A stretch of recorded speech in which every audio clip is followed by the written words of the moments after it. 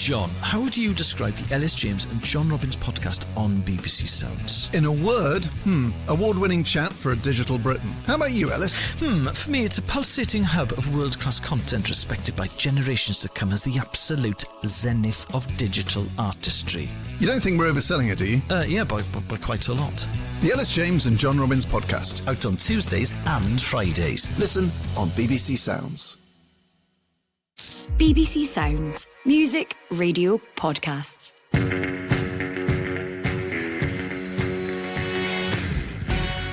Hello and welcome to the Scottish Football Podcast, kick-starting your week with all the news, views and analysis you need. As we record, it's the evening of Sunday the 24th of March. I'm Alasdair Lamont and here's what's coming up. Daniel Mallin's in, behind is Mallin, 4-0! 4-0! The roof is caving in here! How will Scotland and Steve Clarke react to their Dutch disappointment? After Dundee United failed to win again, we discuss a potentially pivotal week in the Championship. Look, it's a point on the board, but very, very disappointed that they weren't able to take 3 points. And there was not one but two cup finals on Sunday. Breaks the hay, cut back to McLaughlin, it's 4-1. Clinical stuff from Rangers. We'll have reaction after Ayrsley won the SPFL Trust Trophy and Rangers beat Partick Thistle to claim the SWPL Cup. Well, I'm joined for this podcast by Stephen McGinn and also Pat Nevin. How are you guys? Good, thanks, Al. Very good. Good show. Stephen, a win for Falkirk yesterday, but you'll just have to wait a wee bit longer for the title celebrations, it seems. Oh, good finish. 3-0 Falkirk. And it's full-on party mode now. Callum Morrison has completed his hat-trick. It was a good switch of play. He took one... Yeah, I mean, it's a cliche, but it's true. You can only control our game. I had it a couple of years ago with St Mirren. We had everything prepared to go up to Brecon, then you have everything prepared to go to Tannadice. It doesn't happen then. Said that to the boys going into Saturday. Look, yes, you kind of need to prepare. All the family comes as if it's going to happen, but the Hamilton are a decent side. We fancied them to win, so they did their part and installed it for at least one more week. Yeah, well, lots to get through with Stephen and Pat, and we'll also hear from Charlotte Cohen about the SWPL final. But before all that, let's run through the latest Scottish football headlines. Ayrsley came from behind to overcome the New Saints and win the SPFL Trust Trophy on Sunday, while Rangers beat Partick Thistle 4-1 at Tynecastle to retain the SWPL Cup. In the Championship on Saturday, Louis Moult scored from the halfway line to rescue a point for Dundee United at home to Inverness Cally Thistle. The draw means they're just one ahead of Raith Rovers, who have a game in hand ahead of their top-of-the-table clash next weekend. The Motherwell manager Stuart Kettlewell has told Sportsound that after 32 years watching football, his dad won't come back to a game until VAR changes, and the Scotland manager Steve Clarke says his side have to be more streetwise as they prepare to face Northern Ireland on Tuesday following the 4-0 thumping in Amsterdam. Well, we will get on to the national team and yesterday's action very shortly, but there were two bits of silverware up for grabs today, so let's start there. Firstly, Rangers got their hands on the SWPL Cup, and BBC Sports Scotland's Charlotte Cohen is here to tell us how the game unfolded. Well, Charlotte, first of all, what did you make of the game overall? Well, overall, I thought it was a really good game, first of all. I mean, it was a great advert, once again, for women's football in Scotland. A really impressive performance from Partick Thistle in the first half, certainly. I mean, in the second, obviously, Rangers' kind of quality and the fact that they were full-time, I think, took over. But overall, it's just really nice to see the women's game getting a lot more exposure, and having it on TV as well is always nice to see. But overall, Rangers deserved winners, but a huge achievement for Partick Thistle nonetheless. Yeah, I mean, to even get to the final without being patronising, it is a good achievement for Brian Graham and his players. So you're saying that they gave a good account of themselves in the final? Oh, absolutely, yeah. And, you said it there, it should not be understated, the achievement from them to get to that point. I mean, you think they're all going back to work and school tomorrow. Rangers will potentially have a day off or be back in training. So even to just be in a final is phenomenal from them. And they really did. I mean, their first half performance certainly was unbelievable. And that equaliser from Rachel Donaldson, I'm sure, will live long in the memory of the players, herself and the fans as well. Strike comes in! It's in the top corner! It's an absolute stunner So yeah, they have a lot to be proud of today. Ultimately, the bigger, I suppose, team won on the day, and you can't really compete with that, I suppose. But it's important for Rangers as well, isn't it, in the sense that it's Joe Potter's first piece of silverware. She's been pretty impressive since she's come into the job, hasn't she? Oh, absolutely. And, you hear it from the players as well. They all talk about the impact that she's had, the togetherness among the squad that she's brought. And you can see that on the pitch as well. You can tell they're all fighting for each other and they're all fighting for her, even when that Thistle equaliser went in, the heads didn't go down. They were ready to keep going, and they did. And they picked up that trophy at the end of it. So, it's massive for them. And the treble's on now. They're still in the Scottish Cup, still top of the league, although only by a point. But it'll be a huge confidence boost as well, coming off the back of that loss to Celtic, certainly as well. Yeah, and I was just going to touch on that to finish with. As you say, it is very tight at the top. Again, it does look like it's going to go down to the wire, doesn't it, the title race? Yeah, definitely. And it'll be exciting to see how it plays out in the games coming up. A point is nothing. The gap could be gone by this time next week. So it'll be exciting to see. Again, it's another great advert for the women's game that we can have this title race, that no one knows who's going to win the league at this point. And that's what we want. We want to get people excited. We want to get people watching. So yeah, I'm personally really looking forward to it. And it'll be very interesting to see who comes out on top after all this. Nobody remembers the performance, they'll remember that we're the winners. Football's a short career, and when you get opportunities to win silverware, you've got to make sure you enjoy it as well. So we'll do that tonight. It was also a big day for Airdrie, who beat the New Saints of Wales 2-1 to win the SPFL Trust Trophy. Stephen, I'll start with you. You guys got to the semi-final, beaten, of course, by New Saints. What do you make of Airdrie's win? Yeah, a good win. We tried everything and failed to get to the final. Obviously, New Saints have got a winning habit, scored early against us, and we couldn't break them down. One of the only times we haven't scored this season, but they're a really good football side. I've played against them a couple of times in the competition the last few years, and we knew what to expect. And going into the game, I thought it was a really good final. Two good footballing teams that like to attack and score goals, and a pretty good victory from Airdrie. Pat, how big a deal for Airdrie is it to get their hands on a trophy like this? Any trophy is great if you're a football player or a football fan. It doesn't matter. But this is a really good one. There's been so many different and interesting trophies that have been over the years, but it's a great one to win. And as you say, New Saints, they've generally been a very, very good side. So you come into that one. I don't know if you're really underdogs, but there's always something special when it's somebody across, I was going to say the border. Well, a border. I suppose you can say that. But it doesn't matter. If you're an Airdrie fan, you don't care. You're going to celebrate tonight. You're going to really enjoy it.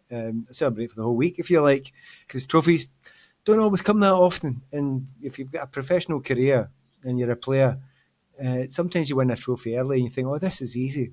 Doesn't happen that often. So absolutely celebrate it. And Rhys McKay, we've been spoken about quite a lot over the last year or so, doing a terrific job, having taken Airdrie up to the Championship initially, now becoming the youngest manager to win this trophy. Stephen, he really is doing an excellent job at Airdrie, isn't he? Yeah, and I think the fact that the way he plays the game, you can see playing against him, he's a thinker. And he was obviously an important part of Ian Murray's Airdrie side. And when Ian Murray leaves, he takes on the role of player manager. And they've changed. They still play good football, but slightly more control in the game. And yeah, obviously we came up against him, I think, 6 times last season. Really tough matches, good football inside. You always really need to be at your best to match them. And going into the game, from probably seeing both TNS and Airdrie in the last year, I fancied Airdrie. I thought over the course of 90 minutes, you look at the bench, some Gallagher, Gabby McGill been big players for them. They've actually got a bit of strength and depth now. So yeah, really impressive job he's doing. Oh! It's a goal from Lou Mo from the halfway line, out of the blue, and I'll tell you, this Dundee United team needed something like that. It's magnificent. What a strike. Pure quality. Ridger's off his line, volleys it over the top of his head, one bounce, and off the underside of the bar. So Airdrie, obviously the a weekend off their league business, but the Championship took centre stage on Saturday as a result of the lack of Premiership fixtures. And another draw, more drop points for Dundee United. Do you sense that the pressure's really building on him at the moment, Pat, Jim Goodwin? There's always pressure because they had such a good start, but it's a tough league. Just what Stephen's saying there. I mean, Airdrie aren't a bad side. You know, if Airdrie win their 2 games in hand, they're right up behind Partick Thistle, and it's tough. Wraith Rovers have pushed it all the way. Obviously, the 2 wins that they've had against Dundee United this season have been big. I don't think it's a crumbling. I really don't. I just think it's a tough league. I think it's to get up to any league, but especially one to get to the very, very top league. You got to fight. You got to battle. You don't often cruise all the way there. So there have been tough ones. There's not been any real hammerings. You know, the odd draw. There's been a couple of single goal defeats, that sort of thing. But you got to fight all the way to the end. I mean, it's 1 point between them. And what's happening next week? I mean, that's going to be brilliant. Yeah, that's kind of mouthwatering, isn't it, Stephen? That top of the table clash at Tannadice. How do you see that one going? I thought yesterday, it was going to be a really important day for Dundee United. Obviously, Rafe having to play Airdrie, game being postponed. I thought it was a real marker to go into that fixture. Home game against second bottom of the league. Going to take care of your business and really put the pressure on Rafe, where Rafe would maybe feel they have to come to Tannadice to win. You feel as if it's been switching side to side in terms of the momentum and who you'd say the favourites, but I think it gives Rafe a little bit of confidence in terms of, look, they're a little bit shaky here. Performance at East End Park, not winning at home to Inverness, when, as you say, if I'm a Rafe player, I'm just expecting Dundee United to win that game. So yeah, you can get out there if you get out there with a draw. Now I think it becomes a really good result. Whereas, as I said, if Dundee United win yesterday, I think they have to go there and win. So the mentality of it, I mean, it's such a tight league.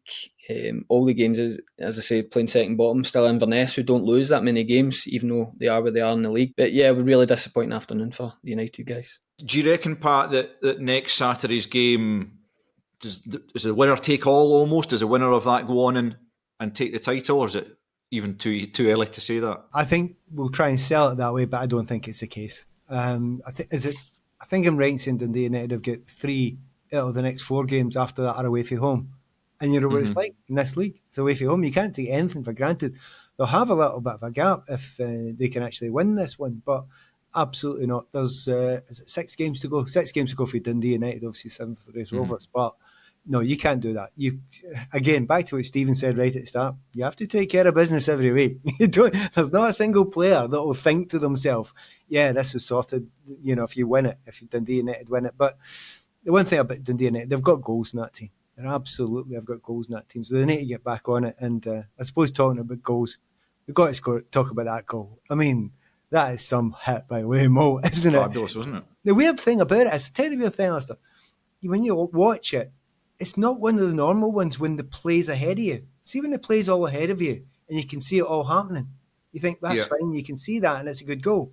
It's not, he shrugs off a player and he almost doesn't have a look. He's gauged it, he knows the keeper's off his line. And that's great stuff, that, because that's better than the ones where it's all ahead of you and you can see it and you can ping it. That's really good thinking. Yeah, it was a tremendous finish. It obviously took United 4 seasons to get back up from the Championship last time. And as you say, Pat, they did start the season well and it did look like they might run away with it. Credit to Wraith, I suppose, in that sense, that they have probably stuck with them for much longer than most of us observers might have given them credit for. But how crucial do you think it is that United do get back up first time of asking this time? This would be a tough one to take.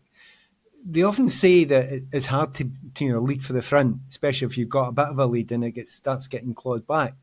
But you'd rather be there than not. You'd absolutely rather have that. That's what you want to be. But I think crucially that would be psychologically a hard one for every single person at the club. But I don't think they would just say, "Oh, it's finished now. We'll be here forever." You know, they know how close it is. They know it's a battle and a fight, and sometimes you have to have quite a few goes. But I'm not writing the Dundee United off now.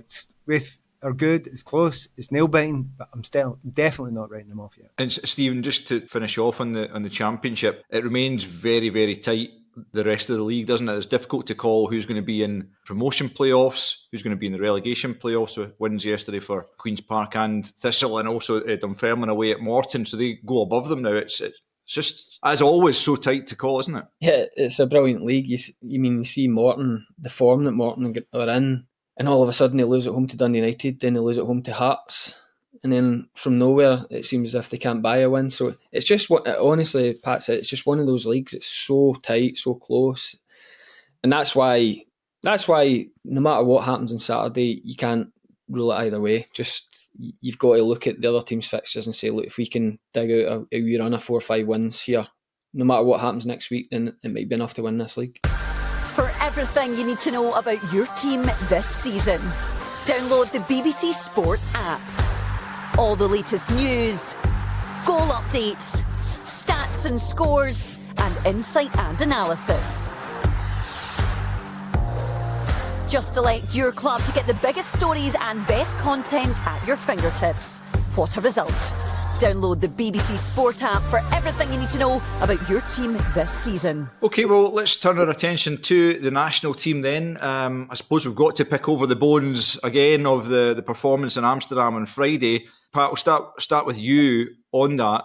I mean, my feeling, for what it's worth, was that we were excellent for an hour. One of the most assured performances I've seen us give against a team of that calibre. Now, yeah, it fell apart when the changes came. What was your own take on it? Right, first of all, listen to the opposition manager, and he'll tell you the same story.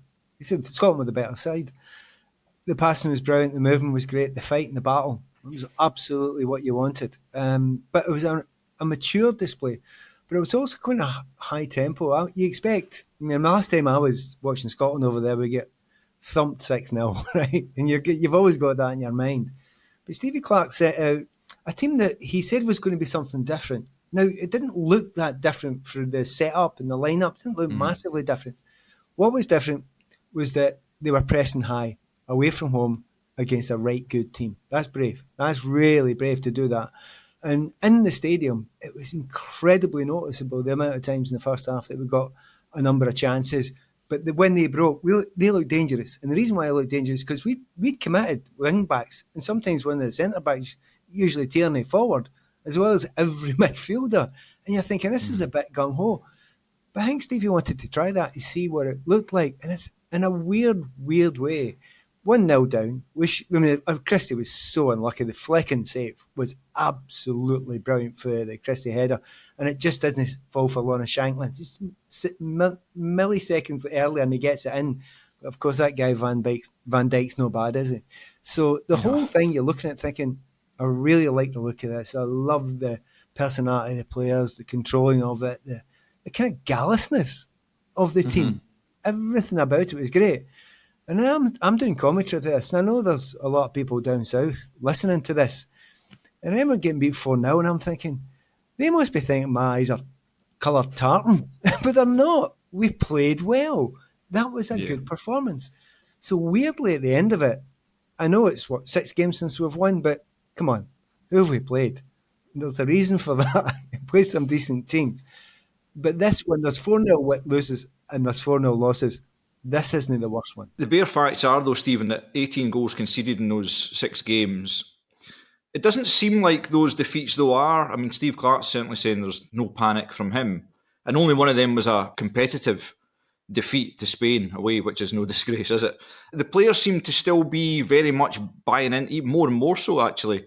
Obviously, you'll speak to John regularly. What's the sense from players themselves? I've not spoke to John. Pat will probably back me up with this. Usually when anyone, your friend, sibling, whatever, if you lose a game heavily, you don't broach the subject until the subject's broached. And then you get the wee in to ask a few questions. So I've not spoke directly to him about the game as such. I'm a bit like Pat, where, I mean, in years gone by, we might have lost that 3 or 4-0 and we parked the bus and we lost 3 or 4-0 and you're thinking, where's this going? But actually watching it, I couldn't see Holland scoring, and then the boy scores a wonder goal right on 40 minutes, which is terrible timing. A place away to Holland to lose a goal, it's a good goal, but with how well we'd played. And then as the second half was going on, I said, by the way, we're good. We're not the kind of inferiority complex is gone here. These boys play against some of these guys in the Premier League every week, and we're going toe to toe with them, and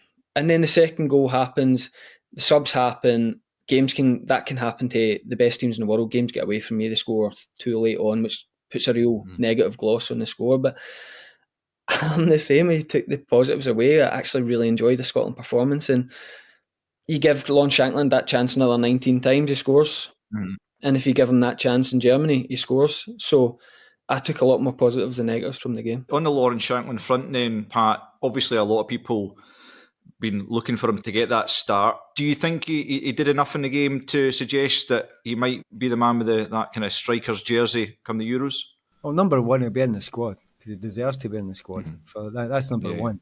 It's kind of, everything about his game was okay. It was just that, half a second a couple of times. The chance he had with Christie's one that came off the bar and the save of the keeper. Not his fault. He was in the right place at the right time. The 1-on-1, as you say, you score them 99% of the time, and I felt really sorry for him. But it wasn't just him. If you look at it, the Christie one, it's a great save. But the McTominay header, Scott's been scoring them with his eyes shut all season. Yeah. And he's like, what? And then John had one on the right-hand side where he put it on his left foot and he curled it towards the back corner. You know what? For Scotland and for Villa recently, we've all just been shutting our eyes and going, oh, well, that's in. And we're walking away. And it was just one of those days where stuff that would come off for us normally wasn't quite coming off. But Lawrence, he battled off the ball because obviously being at the game, you see the off-the-ball stuff as well. He was tying up players all over the place. He was making the runs. He was creating spaces for others. That's a big thing. You forget about strikers doing that sometimes, but he was creating spaces for others, which was part of the reason why we were getting those chances. Reaction of the players towards him was brilliant. So he's definitely one in a gang as well. So everything about him, don't panic, don't worry. I want him to get another chance up front before the Euros, because when you're winning big chances against the Dutch, it's away from home, and Van Dijk's playing against you, it's pushing it a wee bit. We've all been there. No, you get your chance and it's a difficult occasion, but no, what he's done this season for Hearts is fine. It's enough. That gives him a shout. But he's got other players around him and other players that have done it a wee bit more often for Scotland. So he's in the mix, but he's not a stick-on yet. Let's just quickly look at the Northern Ireland game then. Stephen, it does feel though that it is important that we go and put on a similar performance probably, but actually get the goals. Are there particular players that you would like to see, again, given a chance in that game? You never know how Steve Clarke's thinking. The fact, because the games happen so sparingly, and this we've not won for so many games, starts to build. It'd be nice, obviously, to win. I'd quite like, if Steve Clarke's to pick his best team, I'd quite like him just to say, no, Lawrence Shankland's got the jersey. He's having a brilliant season. If he gets that chance again on Tuesday, he's going to score, and he's got a real chance of leading the line for us in Germany. So very interested to see if he gives him the nod again, just to say, right, go and get your goal, go and get us that win. Yeah, it'd be interesting to see maybe if likes of Craig Gordon gets a shot, Lewis Ferguson maybe on from the start. But as you say, it's difficult to second guess Steve Clarke. Pat, you'll know that better than most anyway. I'm afraid that's all we've got time for. My thanks to Pat Nevin, Stephen McGinn and Charlotte Cohen, and thank you for listening. Remember, we publish new episodes every weekday morning, so you can get your daily dose of Scottish football bright and early. So if you haven't done so already, just follow and subscribe wherever you get your podcasts so you don't miss out. Bye now.